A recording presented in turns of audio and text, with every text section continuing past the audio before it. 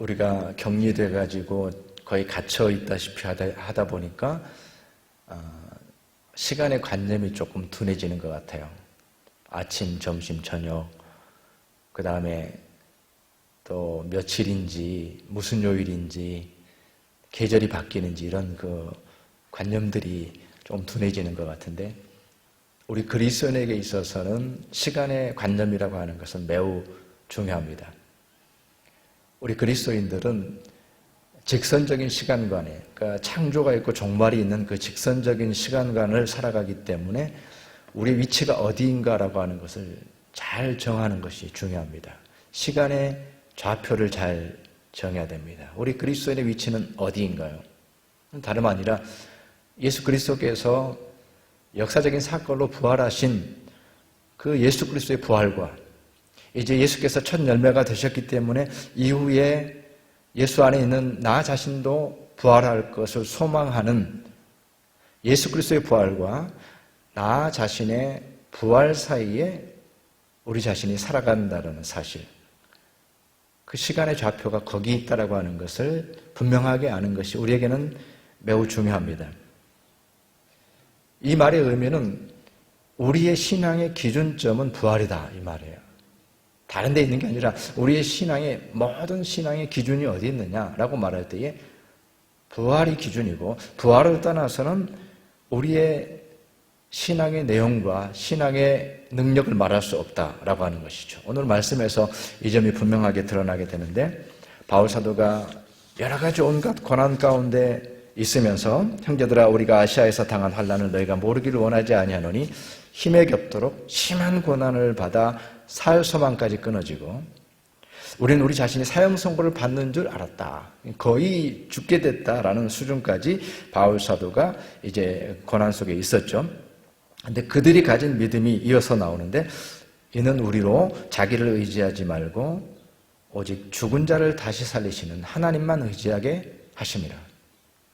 그 극한의 고난 속에서 바울 사도와 그 동역자들이 가지고 있었던 그 믿음이 뭐였느냐, 어떻게 그것을 견뎌낼 수 있었느냐라고 말할 때에 그들은 죽은 자를 다시 살리시는 하나님을 의지했다.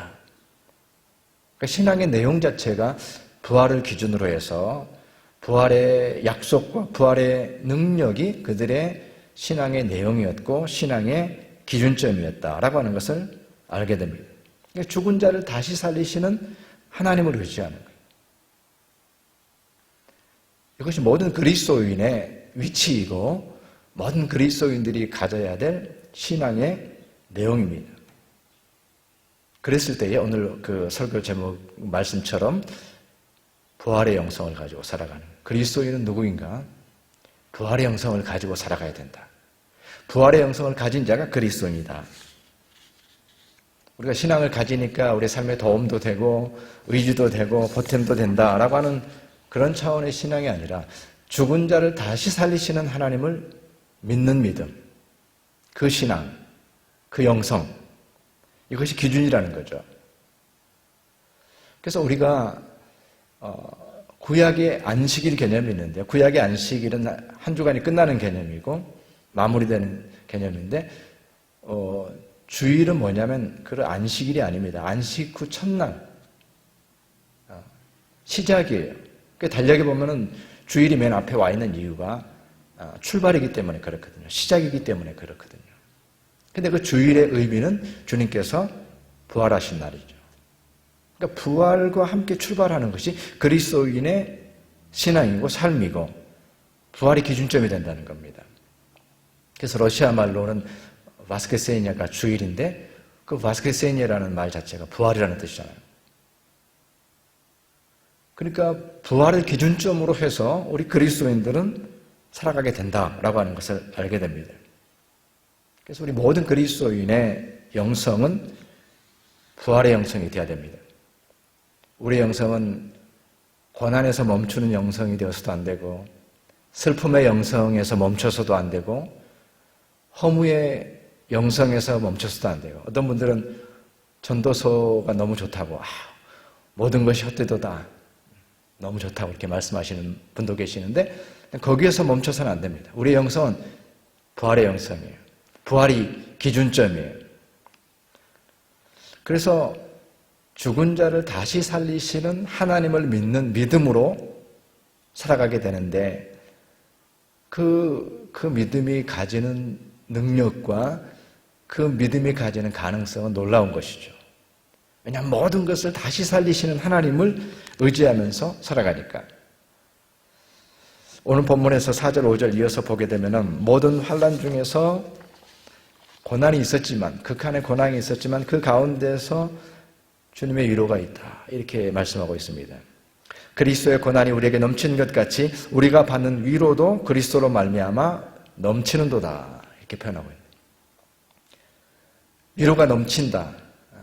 고난이 보통 고난이 아니었는데 그 당시에 폭력과 위협과 폭언과 인격 모독과 못 먹고 못 자고 불안하고 한 이 모든 고난이 있었지만 그 고난에도 불구하고 그것을 뛰어넘는 넘치는 위로가 있었다.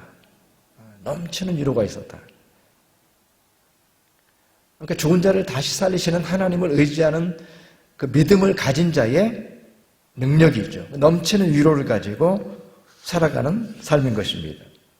그러니까 다시 살리시는 하나님을 의지하기 때문에 그 자체가 실제적인 능력이 되어서 그 부활의 영성으로 살아가니까 그 자체가 우리에게는 능력이 되는 것입니다. 세상을 이기는 능력이 되는 것이고 그것은 우리가 그 초대교회의 곳곳에서 발견할 수가 있습니다. 어떻게 저렇게 변할 수 있지? 어떻게 저렇게 능동적이 됐지? 어떻게 저렇게 참 죽음을 두려워하지 않고 살아갈 수 있지? 곳곳에서 보여지게 되는데 그것은 그들이 참으로 죽은 자를 다시 살리시는 하나님 그 부활의 영성을 가지고 살아갔기 때문이다 라고 하는 것이 확인이 되는데 오늘날에는 그것들이 잘 보이지 않는다는 겁니다. 우리가 부활의 영성으로 이 시대를 살아가지 않기 때문이죠. 그리스도인의 기준점은 부활의 영성임에도 불구하고 오늘날 그런 그 능력의 그리스도인의 모습이 잘 보이지 않는 것은 우리가 부활의 영성을 가지고 살아가지 않기 때문인 것입니다. 우리는 이 점을 깊이 생각을 해야 됩니다. 과연 우리가 진정한 그 믿는 자의 능력을 소유하고 살아가고 있는가? 세상을 이기면서 극복하면서 살아가고 있는가라고 하는 이 부분을 깊이 생각을 해봐야 됩니다. 칼빈 선생님은 얘기를 했습니다. 우리 그리스도인들이 이 땅 가운데 살아갈 때는 한편으로는 소망이 있고 다른 한편으로는 이 세상에서의 절망과 고난과 고통이 함께 있다라는 겁니다.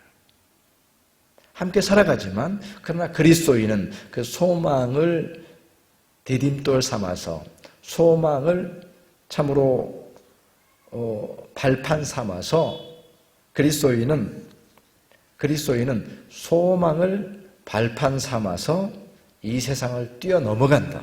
이렇게 말씀하고 계세요. 노만 그럽이라는 사람은 믿음의 사람은 칠흑 같은 어둠을 걸어가지만 그 가운데서도 빛 가운데 걸어가고 비 한 방울 내리지 않는 가뭄 속에 살아가지만 그러나 풍성한 결실의 계절을 살아가기 때문에 어떤 상황 가운데서도 자연스럽고 침착하게 걸어간다. 그것이 그리스도인의 모습이다. 이 모든 것들이 부활의 영성, 죽은 자를 다시 살리시는 하나님을 믿는 부활의 영성으로 살아갈 때 가능한 것입니다. 이것은 이 세상에서 우리가 바라보고 있는 인과 법칙의 그런 삶이 아닙니다. 심은 대로 거두는 그런 삶의 방식이 아니라 참으로 죽은 자를 다시 살리시는 하나님을 믿는 믿음을 통해서만 이루어지는 것인데 이 세상에서의 그런 삶의 법칙들이 전혀 다르게 적용이 되는 것입니다. 그래서 부활의 우리가 대서사시라고 말하는 고린도전서 15장에 보면은 그런 부분들이 잘 표현이 되어 있습니다. 15장 42절에 죽은 자의 부활도 그와 같으니 썩을 것을 심고 썩지 아니할 것으로 다시 살아나며 욕된 것으로 심고 영광스러운 것으로 다시 살아나며 약한 것으로 심고 강한 것으로 다시 살아나며 육의 몸으로 심고 신령한 몸으로 다시 살아난다.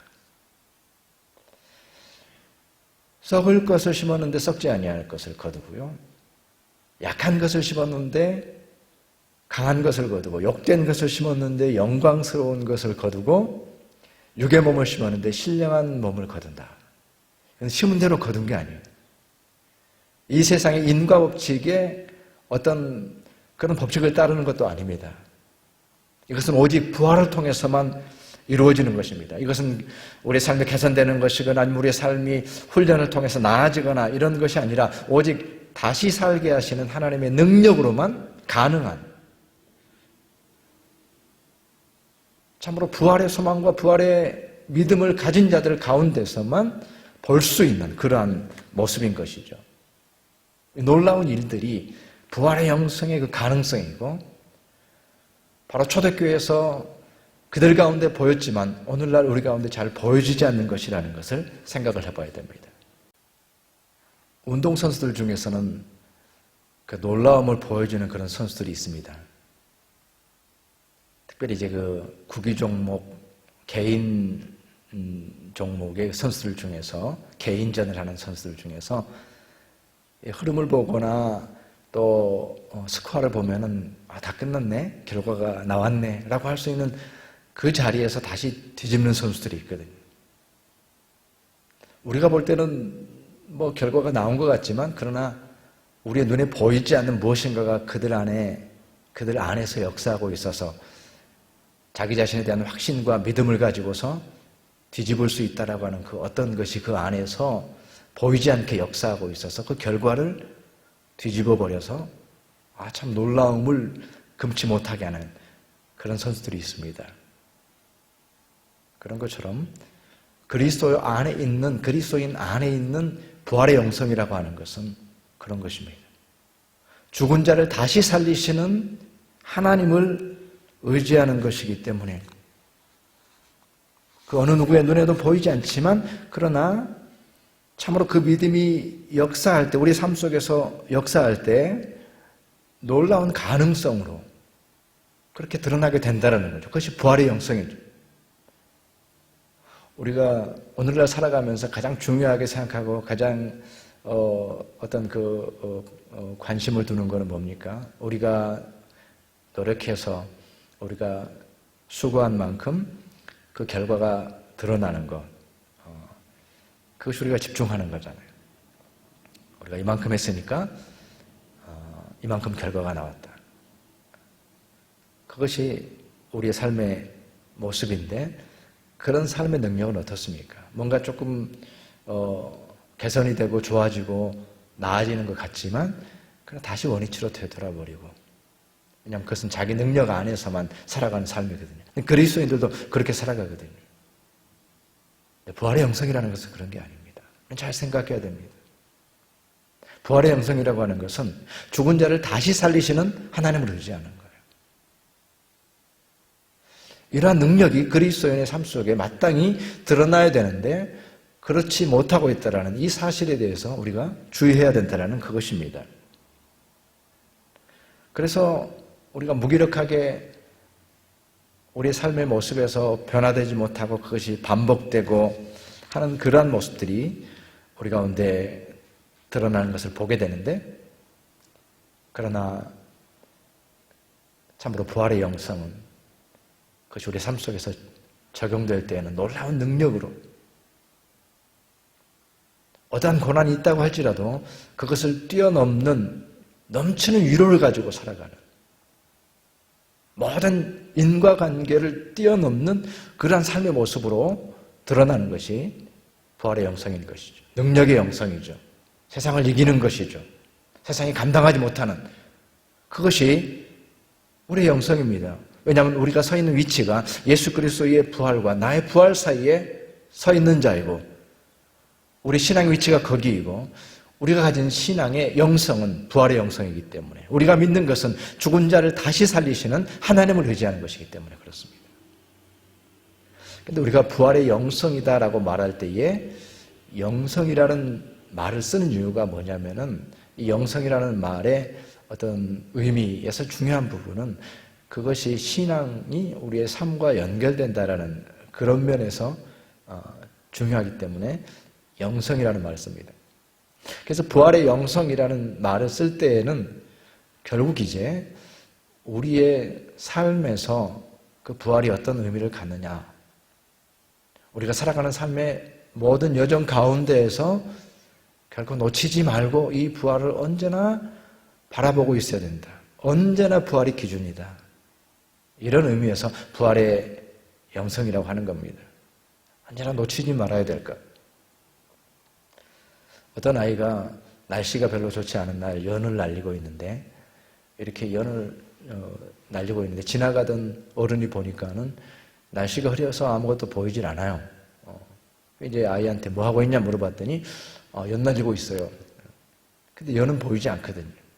그러니까 어른이 지나가면서 픽 웃고서 지나갔는데 그 연이 보이진 않습니다. 날씨가 흐리기 때문에. 그럼에도 불구하고 그 아이는, 연줄을 붙잡고 있는 그 아이는 비록 보이진 않지만 분명하게 그 연의 실체를 알고 있고 연의 실체를 붙들고 있는 것이죠.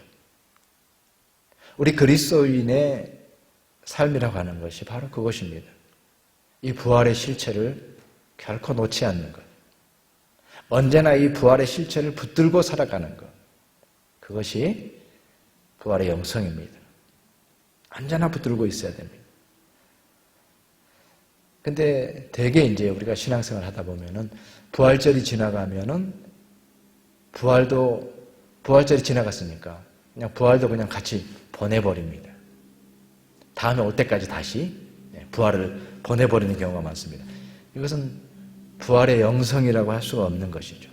부활의 영성은 우리 삶 전체가 이제는 부활 안에 우리의 삶의 모든 순간마다 이 부활을 놓치지 않는 것. 이게 기준이니까. 다른 게 기준이 아니라 이게 기준이니까. 그것이 부활의 영성을 의미하는 것입니다. 특별히 우리가 살아가고 있는 이 땅의 그 정교회의 어떤 그 문화 속에서 이 부활의 영성이 매우 강조됩니다. 이 또한 우리에게는 의미가 있다고 생각합니다. 그래서 이 부활절이 되면은 지난번에도 이제 기사가 나오던데 이 부활절 빵을 다 집에서 주문할 수 있도록 그렇게 했다. 이런 부활절 빵을 사서 또 이웃과 나누고 이런 것들이 매우 중요하고 그것이 삶 속에서 매우 밀착되어 있는 것을 우리가 보게 돼요. 제가 카자흐스탄에 온 지 얼마 안 됐을 때 그런 일이 있었는데 그 부활절 전후로 해서 저희 집에 띵동하고 우리 옆집에 사는 아파트 옆집에 사는 아주머니가 이제 문을 열어드렸더니 쟁반에다가 그 부활절 케이크하고 사탕하고 뭐 이런 것들 잔뜩 해서 우리한테 주면서 부활절이라서 주는 선물이라고 그러면서 근데 그 받는 것까지는 괜찮은데 그 자리에서 그 아주머니가 이수스 바스크리스, 이수스 바스크리스, 이수스 바스크리스 예수님 부활했다 이런 뜻이에요. 3번 외치는 거 우리 앞에서 3번. 이게 이제 그것이 문화가 된 거죠. 서로 나눠주면서 이것을 이제 외치게 돼 있는 건데 이 정교회의 영성이 부활의 영성이고 우리가 이 지역을 살아가면서 그 의미 그렇구나. 우리 가운데 부활의 영성이 우리 삶 속에 보다 더 밀착하게 우리 가운데 필요하다는 사실을 우리가 다시 한번 생각하면서 이제 우리의 삶의 모든 영역에서 이 부활의 영성으로 우리 삶의 순간순간마다 이 부활을 적용시키는 삶의 문제와 문제를 만났을 때 다시 살게 하시는 하나님을 의지하면서 그 문제를 다시 바라보는 그러한 관점, 이것이 우리 가운데 필요한 겁니다. 이 코로나 사태를 맞이하면서도 보통 문제가 아닌 것이 사실이고 또 어떻게 보면 너무나도 답답하기도 하고 깜깜하게 느껴질 때도 많고 그렇지만 여기에다 부활의 영성을 적용시키면 그 어떤 소망을 우리가 그 가운데서도 찾을 수 있습니다. 사람들이 찾지 못하는 소망이 그 가운데 나오게 되는 거죠. 다른 방식으로가 아니라 다른 전망으로가 아니라 다시 살게 하시는 하나님의 관점에서 이것을 다시 보게 됩니다. 우리의 삶의 그 생각 속에, 의식 속에, 상황 속에 구체적으로 이 점을 적용시키는 거죠. 그게 부활의 영성이죠. 우리가 살아가다 보면 실패하게 되는데, 우리가 실패했다라고 모든 것이 판명이 나고 결판이 났음에도 불구하고 다시 살게 하시는 하나님을 의지하게 되면은 전혀 다른 결과와 전혀 다른 고백을 가져오게 되는 거죠. 실패이지만 실패가 아니게 되는 겁니다. 제가 알마티에 와서 드렸던 예배 중에서 정말 잊혀지지 않는 그 예배가 있습니다. 그 예배가 무슨 예배냐면은 폐업 예배. 보통 우리가 개업 예배 때는 예배를 드리지만 폐업 예배 때는 예배를 잘 안 드리잖아요. 근데 폐업 예배.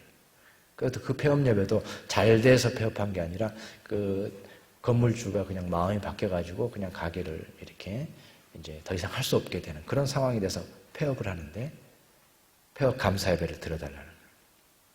저도 그런 예배는 처음 드려봤기 때문에 참 당황스러웠어요.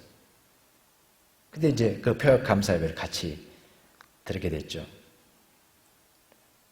비록 그것이 실패인 것 같지만 그러나 감사로 예배로 마무리한다. 그것이 부활의 영성 아닌가요? 어떤 상황 속에서도 다시 살게 하시는 하나님을 믿는 그 믿음을 모든 삶의 상황 속에 적용하는 그런 모습입니다. 바로 그 폐업 예배에 우리가 예배하는 하나님은 우리를 다시 살게 하신 하나님이셨던 거죠. 절망이 아닌 거죠. 실패가 아닌 그런 삶을 살고 있는 것입니다. 그래서 우리가 어떻게 보면은 아무리 생각해봐도 희망이 없다라고 하는 그런 상황 속에서도 이 부활의 영성을 참으로 적용하게 되어지면은 희망이 없는 곳에서도 희망을 볼 수 있는 겁니다. 세상 사람들은 이해할 수도 없고 동의하지 않을 수도 있지만 그러나 이것이 우리가 가진 부활의 영성입니다. 로마서 4장 18절에 보면은 놀라운 말씀이 있습니다. 아브라함이 바랄 수 없는 중에 바랐다라고 하는 표현이 나옵니다. 잘 생각해 보십시오. 바랄 수 없는 중에 바랐다.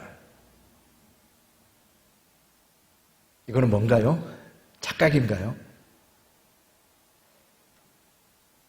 이것이 바로 믿음의 조상인 아브라함의 놀라운 믿음의 세계이고 이것이 부활의 영성입니다. 바랄 수 없는 중에서도 바랐다. 바랄 수 없는 중에 바라고 믿었다. 영어로 보면 NRSV 버전에 보면은 hoping against hope. 희망하면서 against hope. 이건 뭐예요? 희망이 도저히 없는데 이거는 절망뿐인데 against. 그럼에도 불구하고 희망할 수 없음에도 불구하고 hoping, 희망하면서 살았다. 하나님께서 다시 살리시면 모든 것이 다시 살아나기 때문입니다. 죽은 자를 다시 살리시는 하나님을 의지하게 되면 우리의 삶에서 모든 것들이 다시 살아나기 때문입니다. 이 부활의 영성으로 우리가 우리의 삶을 살아가야 되는 것이죠. 그때에 우리의 생각과 우리의 언어가 다시 살게 되어지고 아무리 절망적인 생각, 아무리 절망적인 언어가 우리 가운데 있다고 할지라도 다시 살리시는 하나님을 의지하게 되어지면 이제 우리는 정말로 다시 사는 생각들로 가득 찬 삶을 살게 됩니다. 모든 것들이 다른 사람들의 생각과는 전혀 다른 것입니다. 살게 하는 생각입니다. 긍정적인 생각입니다. 소망의 생각입니다. 우리의 언어도 모든 사람들이 부정적인 것을 얘기할 때에 우리 언어 자체가 살아있는 언어들로 가득 찬 그런 삶이 되는 것이죠. 이것이 우리 삶 속에서 드러나게 될 때에 바로 그것이 우리의 일상과 연결되어지는 신앙, 부활의 영성으로 살아가는 신앙의 삶이 되는 것입니다.